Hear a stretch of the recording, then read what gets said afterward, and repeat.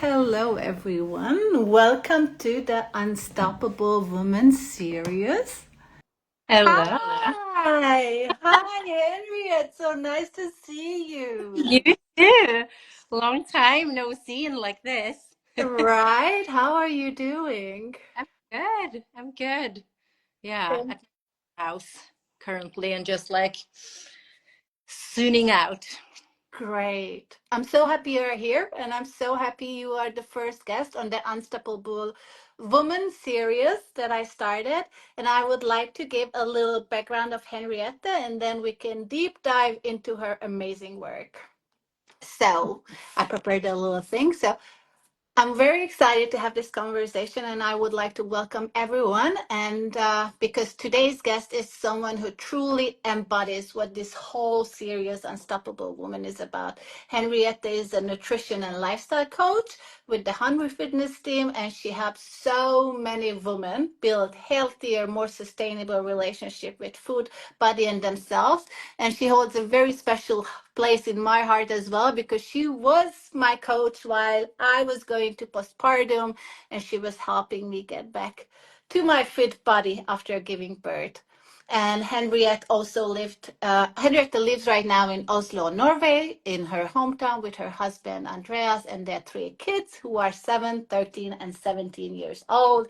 And they have also lived in Sweden for over 12 years, in London and also in Boston, which has given her such a, I would say, well-rounded global perspective on health, identity, and what balance really looks like. So I'm really excited to deep dive into your story today and hear more about your work. So maybe can you take us back to the beginning, like what led you to become a coach and work in this space in the first place?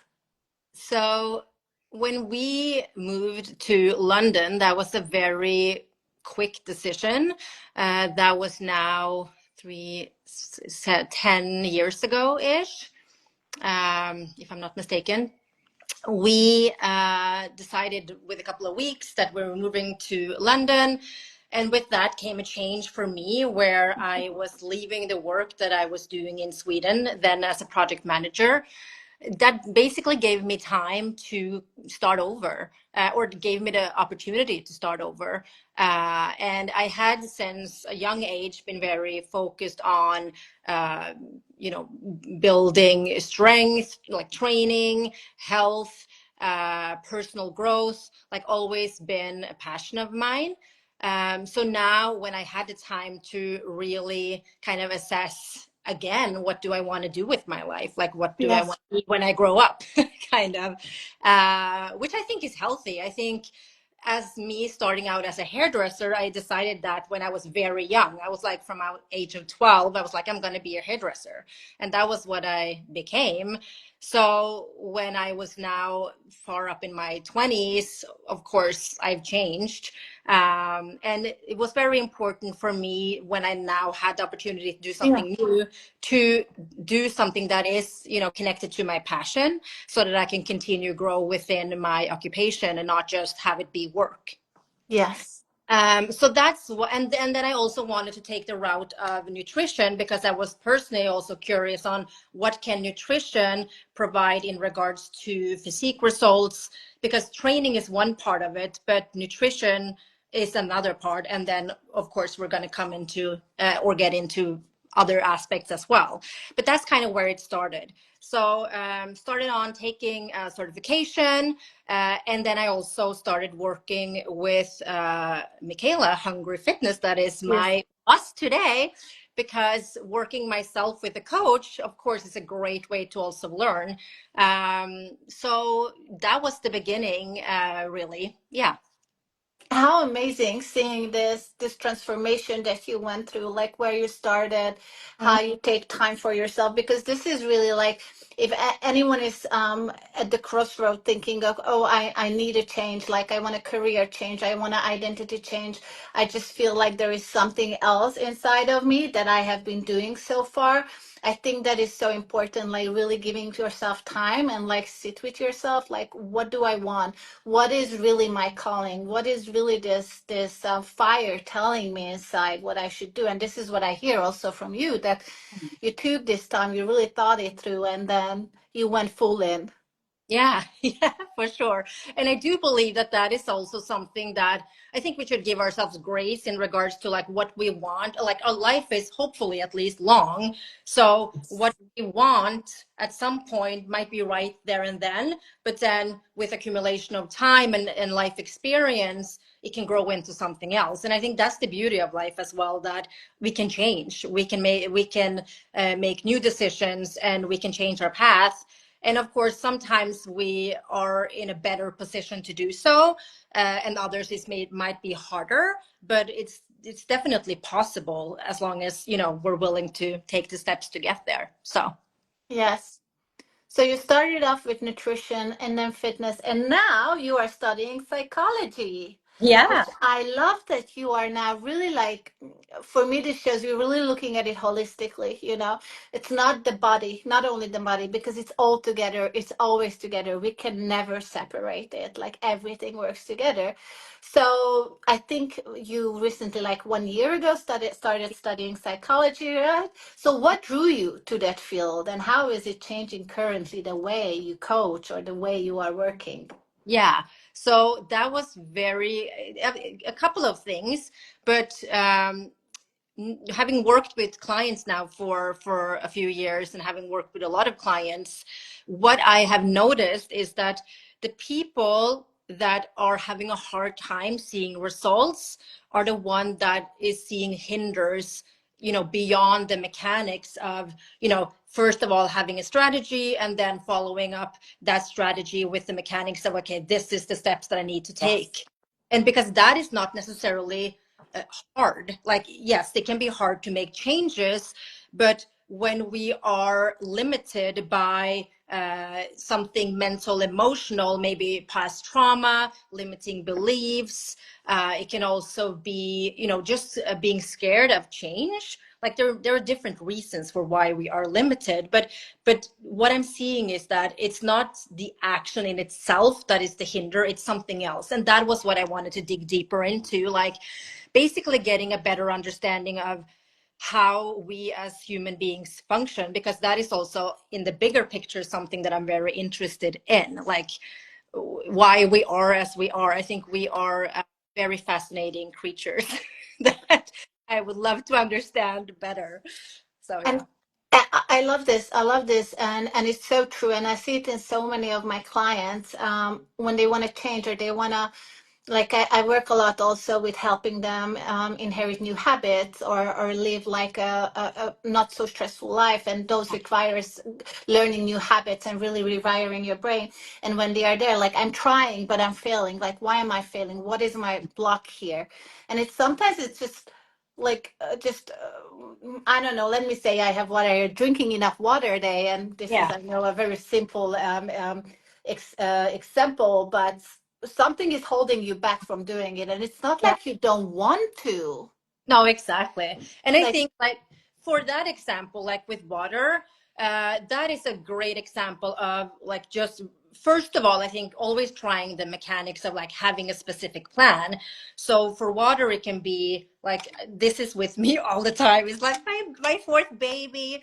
But that's like rule number one. Like always have a bottle with you, and like yeah, this is huge, but just doesn't need to be this big. It can be just having something so that you have the water close to you. Because if you're sitting, for example, by a computer working, or you are going here and there, and you're busy, we're all busy, right? Most of the time. right, If when you then get the thought of like, oh, I'm thirsty, but the water is not there, then it will take you, you have to go to the kitchen, you have to, you know, fill up a glass of water or a bottle, and then drink it, and that just becomes too many steps.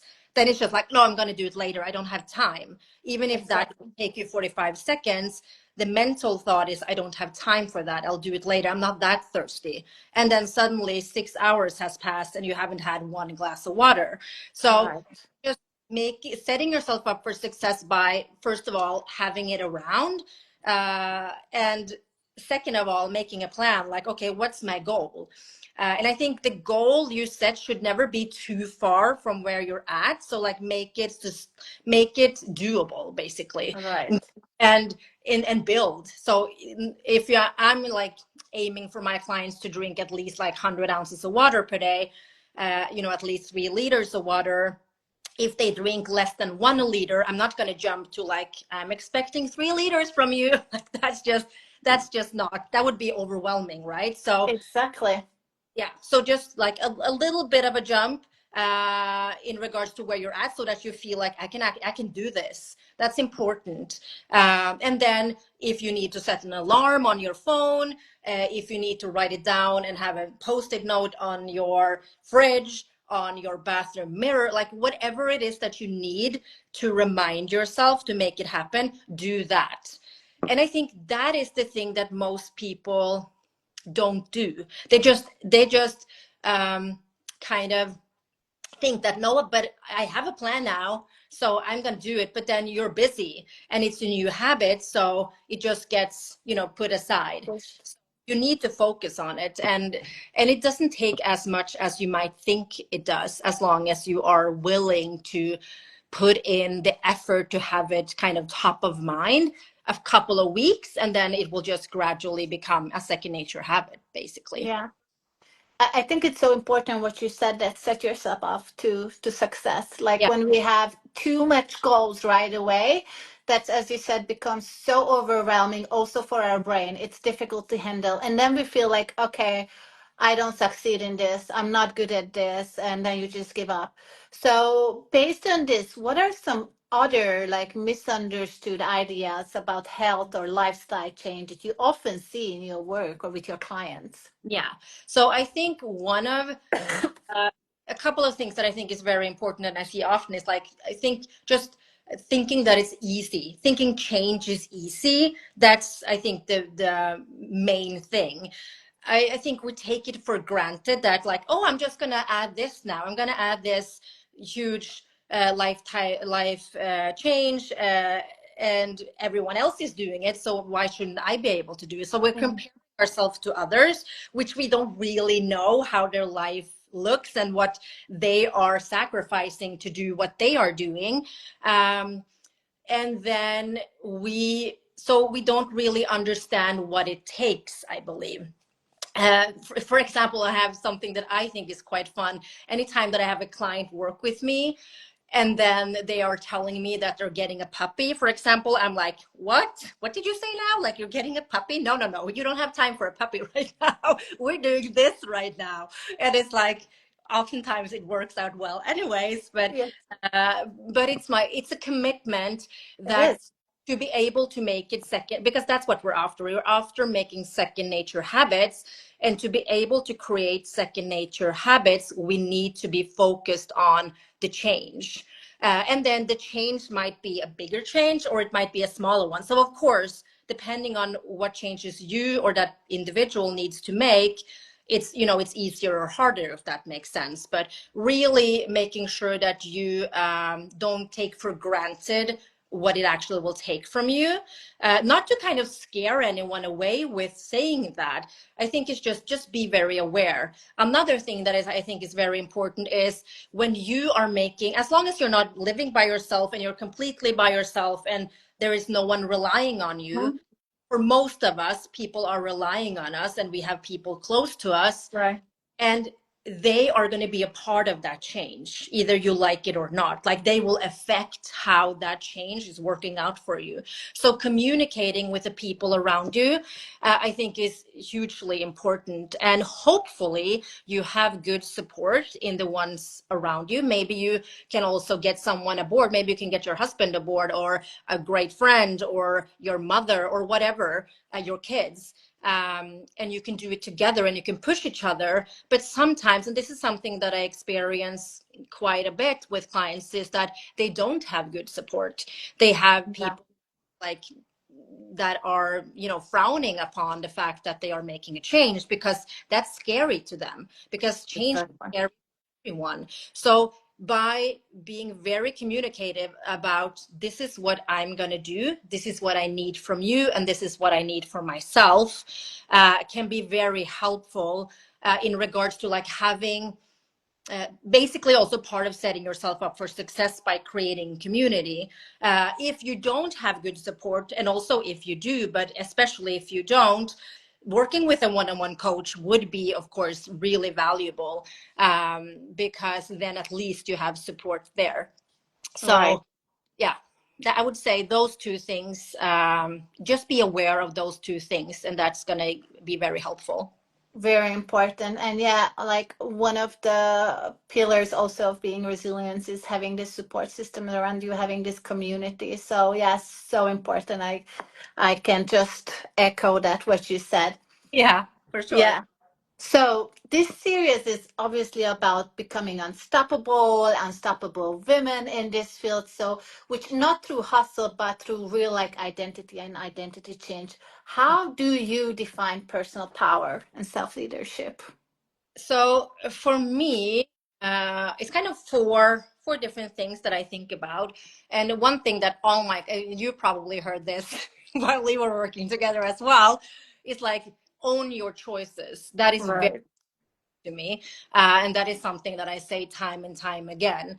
And what I mean with that is, I don't want you or anyone or myself to feel guilty about the choices that I make in my life.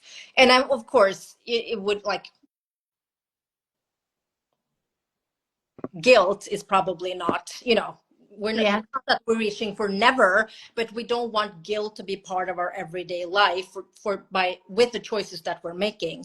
So, and this is something that I see quite a lot with clients, that they are feeling guilty with a lot of the choices that they are making. And usually that comes in the form of, okay, now we have this new goal, and we have a plan, and we have the steps in place, but I'm not able to execute. And then they feel guilty. They feel guilty for choosing the hamburger instead of choosing the salad, for example. And then what I think very often is lacking is this, but why did I choose the hamburger? Like, how is the hamburger reinforcing me instead of the salad? So just really asking oneself questions if that guilt comes up, like, why am I feeling this way? And why did I make the choice that I make? Then just by asking those two simple questions can give you a lot of answer in regards to Right. change next time, because it's not so much about like being stuck in that um that action. It's more like, how can I learn from this? How can I move forward so that I don't feel guilty moving forward? So that is one thing, like, own your choices, and learn from your choices. And then life values is something that I think is hugely important, that our actions align with our life values. And I do believe that a lot of us don't even know what our life values are. Like, what do I value? Like, so really, that is something that I think everyone should do, like, first thing, like, write down at least top three life values. Like, what is my number one life value?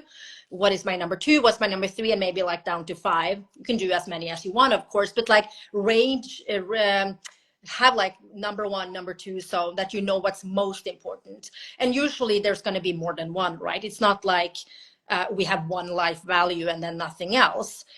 So that is something. And then when you have written that down, like, how you're living your life aligning with those life values? Because I do believe that when we are not happy with the life we are Yeah. living, I think we often will see that there's a disconnection between our values and what we're actually living, like how we're actually living. So I think that's hugely important. And then just awareness. Again, just self-awareness. Know what you're good at, like, know your good qualities, and know your qualities that may need some refining. Like, we're not perfect. We all have our True. sides, are not necessarily super charming. And then it's going to be up to us to decide if we want to work on those things or not. Like, that's an option, right? But I think at least being aware, like, what are my strengths, what are my weaknesses, it can take you pretty far. And then the last thing that I think is important is just the acknowledgement of accumulation of time. Like life, again, hopefully life is long, and we experience a lot of things in our life. And some, there can be a lot of joy, it can be a lot of sadness, it can be trauma, it can, it's packed with everything, right? So accumulation over time matters for your next step. Yeah. That also matters for example, when you have a physique journey, accumulation over time with your past habits matter for how your body is going to respond when you now are making changes. And I think that goes for kind of however you want to view life. So understanding that your body doesn't necessarily respond the same way now as it did before. Also understand that your mind and your thoughts and your emotions are not the same right now as they were before. Right. Everything that you are going through is going to add to how you respond and how your body responds. And I think that is, just be aware of that. I think, yeah, those 4 things is something that comes to mind. And I love them, and I believe these are so valuable to share and make people aware of it, because sometimes you just don't even think about them, like the values, like really, what do I value in my life? What is important for me? How do I want to live my life? Like Yeah, what matters? And I think I just posted about a similar one a few days ago. And I was saying in my post that the boundary the boundary you need, it's not with your boss, your calendar, your partner, it's with your guilt. Like yeah, yeah. you have to sit down and look into your guilt. So that one, owning your choices, Yeah. and look into where the guilt is coming from, because it's always telling something. Yeah. So important. And So important. I also believe that guilt often is connected to this comparison with others. Yes. We're kind of assuming or expecting, or like, I should be able to do this. I should be like, should. And then the question is, really, should you really, like, and it doesn't really matter what you should or shouldn't do. If it gives you a tummy ache, Yeah. probably that's your body telling you that it's not the right decision for you. Like, so, or Always listen. Yeah.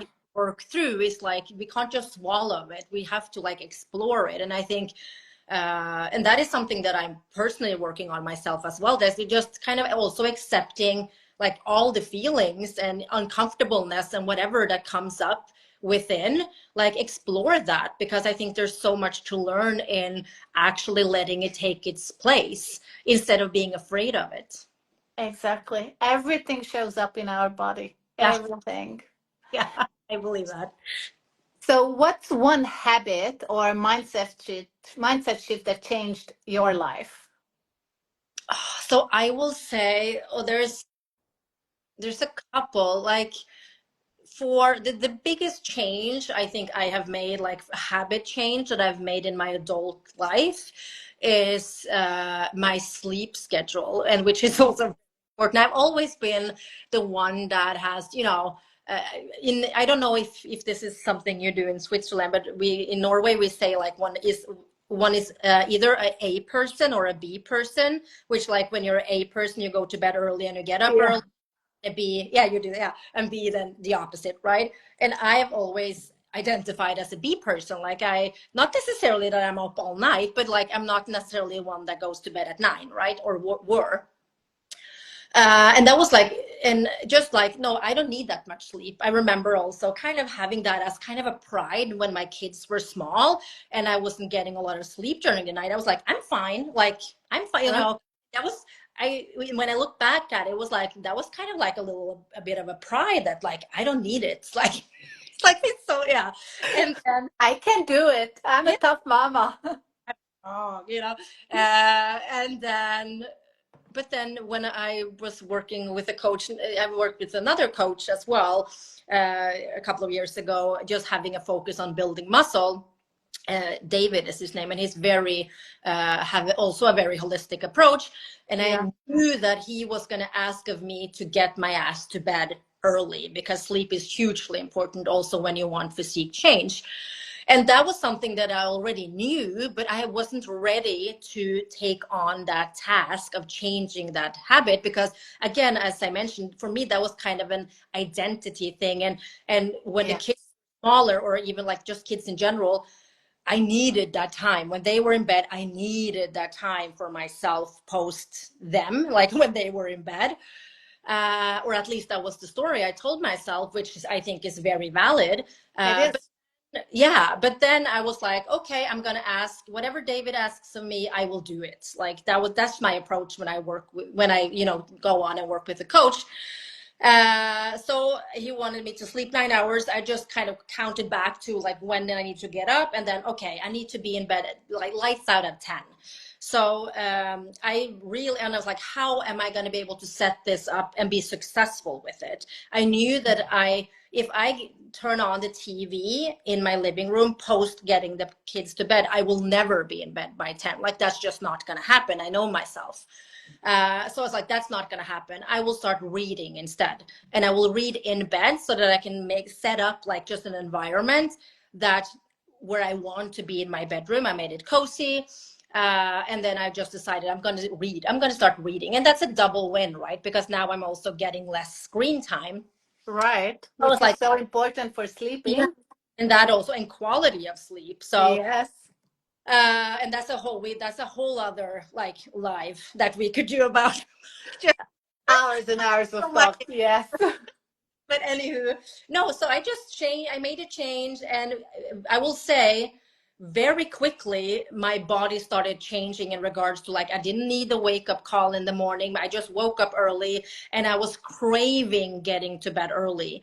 So I basically have become that person that goes to bed when my kids go to bed. And that's crazy to me, because I would have never thought that that would be me.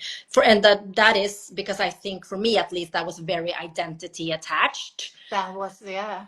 And that was a wow experience for me. And I truly believe that my longevity of health when I grow older, if I'm able, and I'm 100% sure that I will, are able to keep this up, is I'm going to be rewarded for that, because it's not just about now. It's also about, again, accumulation of time, and then longevity of health. And the steps we take today will matter for when we get older. So yeah, So true. Well, very, that's a big one. Yeah.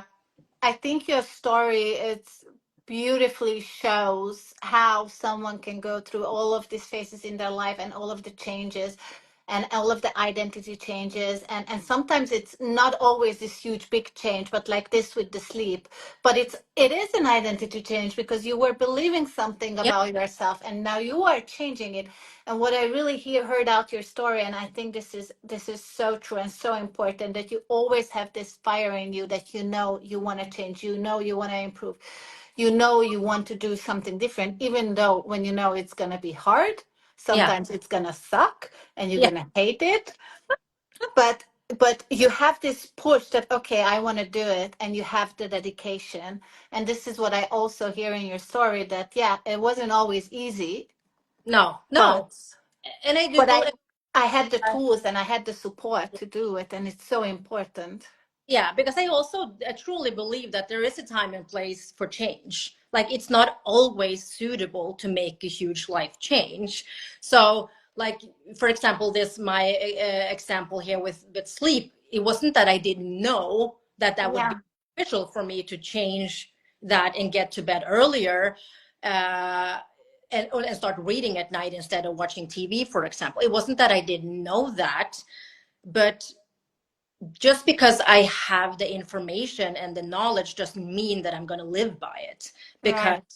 if that is uncomfortable for me to make that change in any way, meaning it's not rewarding me, it's not then, or it's not instantly rewarding me, then we, like creature habits as we are, it's going to like be and we need to be ready for that change. We need to be like, just decide that I'm doing it now. I'm doing it, And when you decide, then you go all in. And when I say all in, I don't mean that it has to be like from, but it's just you have it's just that feeling inside of like knowing that I'm going to execute. Right. And we all, when we have it, like when we're there, we know that we're there, right? Like, so I think Exactly. that's a good feeling. I love that. So, and there's a last question. What's one message you want to leave our listeners with, especially the women, but also men who are ready to stop starting over and build a life they love? Yeah, because and that is something that I see very often, and that we all hear very often, that like we start something but then we're not able to keep up, or we don't see longevity with it. And usually the why behind that is that we are taking too big of steps, or Yeah. we're craving that change, and we're craving the change quickly, so we go all in. And we are, without even, I don't think we even think about it, we are just, we're experiencing it the hard way, that this is not sustainable, and then we give up. And usually I also believe then that we kind of, then we blame our body, like Mm, like it's something wrong with my body because it's not responding, when really, like, we were expecting to see, results that would take a year or more. We're expecting to see that 2 weeks from now, or we're like, when we're looking for the change that we're seeking, we're looking for the end result, but we right start away. for the end result on day one. And that, so I think just having that clarity of like, lower the bar, like, don't take too big of a step from where you're at. So first assess the baseline, like what's the baseline, what are you doing already, what is lacking, so then, and then you build, like add something in, as I mentioned earlier, like make it be sustainable, like that, okay, I can do this, that you can do this, and then build, and just accept that it's going to take at least double, not if not triple or more, Yes. longer. Think it will. Just get that out of the picture right away. It's going to take you longer. And also, I think a good something that I always recommend my clients is like, have a range of your expectations. So, for example, with training, if you're adding in training, and you're like, 5 days of the week, I'm going to train 5 days of the week, and then first question, is that realistic? Are you going to be able to train 5 days of the week? Okay, you can aim for that, but let's say 3 to 5 days per week, so that if you are only getting in 3 days, which is really good, then you can also Already. Yeah. please yourself. So it's not like it's 5, I'm pleased if I'm getting in 5, and I'm not if I'm getting in 4 or less. So having a range of expectations with all new habits that you set for yourself is very rewarding. And also, like, really notice the big, no, not the big, the small changes, like, or the small wins. Be really aware, like, how am I feeling? How is my energy? Am I sleeping better? Like, usually it comes from within, like any change Right. comes from within. So start looking for that from within, and then as time passes, it's going to be bigger, and it's going to be visual more from, externally. So that is also something that I think is very important to think about, that I think we often kind of miss, that we're just like, we're looking ahead, but we're missing being in the moment, and then celebrating yourself, like celebrate the fact that you have decided on making a change, celebrate that you're now taking the steps and you're doing the change, Yeah. celebrate you did it a week, celebrate the next week, like just celebrate yourself, and give yourself a pat on the shoulder, and also know that for every time you are continuing to do that change, you are an inspiration to someone else. Even if no one is saying it to your face, you are, like, I promise you. So just, I think that also is just what you are kind of giving others, just by following your goals and not giving up, and being curious, like, if things aren't working, why isn't it working? And Exactly. yeah, just I have so much to say, but I guess So many valuable information, and I think these are just Perfect reminders for our audience is yes, give yourself time, especially in this fast-paced world. We expect everything to be right there into our Yeah, front door. yeah, No, it takes time. Accept it. Don't give up. And yes, celebrate. So important, the milestones. yeah. Yes, because that's gonna motivate you. That's gonna help also your brain to keep going, not giving it up, because there is a reward at the end. Yeah, yeah, yeah, exactly. And that's also this thing, like when you're thinking like neural pathways, it's just by motivation. You don't wait for the motivation. The motivation comes by doing. So of course Yes, it can kind of get you over the start line, but it's not like it's going to be there though, like forever. Like the only way that the motivation will come and go, as it always will, is by exactly. continuing to putting in the work. And then Yes, there's definitely time and places for making changes, but usually those changes are not as big as you think they are, and usually it's not as quickly as you think they need to be. So yeah, do continue doing, and motivation will continue to show up. And that is exactly. also need to remind myself. Like I think we all need to do that. Even as coaches, we're not Right. perfect, right? So yeah. And coaches need sometimes coaches as well in Yeah. their life. Sure. Like that is something that I just working with a coach that has provided me so much new knowledge, uh, Exactly. and just different views of also how to coach. So it's like it's a great win. So working with a coach, whatever it is, like what area of life it entails, is I think definitely worth every penny. And hopefully it's a good, because of course like have a good connection is important as well. But yeah. Yes, definitely. Henriette, I want to thank you. This was Thank you. amazing and wonderful. You shared so many valuable, very important informations with the audience and also with me. I really truly appreciate you. And if someone is would like to get in contact with you, how could they found you? One is here on Instagram, I guess. They can Yeah. contact you. So Instagram is all, we're always at Instagram. Yes. So the Henrietta way, or my email, henrietta@hungryfitness.co, not .com, but .co. And then also our Hungry Fitness, which is like the team that I'm working for, is hungryfitness.co. There you can go and see if one wants to work with me or any of my great colleagues. One can go and visit that site and see more what we do. So yeah. Perfect. Thank you so much. I really appreciate you, and Uh, I wish a wonderful rest of the summer for you. Thank you. And thank you, Maria. It was wonderful to see you. And it's so inspiring what you are doing right now. So I'm so excited. Thank you. Well, I'm proud of you Thank for you so what much. Thank you.